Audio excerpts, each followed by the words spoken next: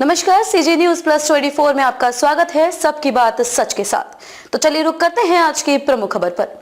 अयोध्या में क्यों हारी बीजेपी? विकास दिव्यकीर्ति ने लोकसभा चुनाव नतीजों को लेकर कर दिया बड़ा खुलासा। मशहूर शिक्षक डॉक्टर विकास दिव्यकीर्ति ने लोकसभा चुनाव में अयोध्या में बीजेपी को मिली हार को लेकर बड़ा दावा किया है।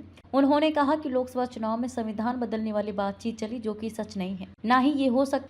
यह मैसेज लोगों तक गया कि आरक्षण खत्म हो जाएगा। लोगों के मन में बैठ गया कि संविधान बदल देंगे। ये बात सबसे पहले अयोध्या से ही शुरू हुई। यहाँ से बीजेपी के सांसद लल्लू सिंह ने इसे लेकर सबसे पहले बयान दिया और इसका असर सबसे ज्यादा उत्तर प्रदेश में ही दिखा। न्यूज एजेंसी एनआई के पॉडकास्ट में बातचीत के दौरान जब विकास दिव्यकीर्ति से पूछा गया कि अयोध्या में बीजेपी क्यों हारी, इस पर उन्होंने कहा कि सिर्फ फैजाबाद सीट ही नहीं, इसके आसपास की सीटें भी सपा जीती है। उन्होंने कहा कि अयोध्या फैजाबाद की सीट की बात करें तो ओबीसी 22%, दलित 21% और मुस्लिम 18%। दलित वोट पाने के लिए सपा की रणनीति आई काम। उन्होंने कहा कि ओबीसी सपा के वोटर हैं। इस पर उन्होंने दलित वोट पाने के लिए दलित वर्ग से उम्मीदवार अवधेश पासी को खड़ा किया। पासी अयोध्या में सबसे ज्यादा है। इसके अलावा मुस्लिम हमेशा बीजेपी के खिलाफ रहता है, ये सबको पता है। ऐसे में इन तीनों वर्गों ने सपा उम्मीदवार को वोट किया है। ऐसे में अयोध्या में बीजेपी का हारना कोई आश्चर्य की बात नहीं है।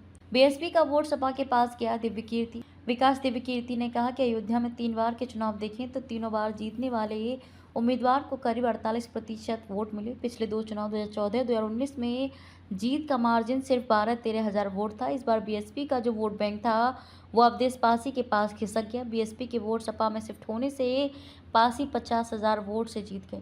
खबरों में अब तक के लिए बस इतना ही। फिर होगी आपसे मुलाकात ऐसी किसी बड़ी और खास खबर के साथ। तब तक के लिए नमस्कार और देखते रहिए सीजी न्यूज प्लस 24।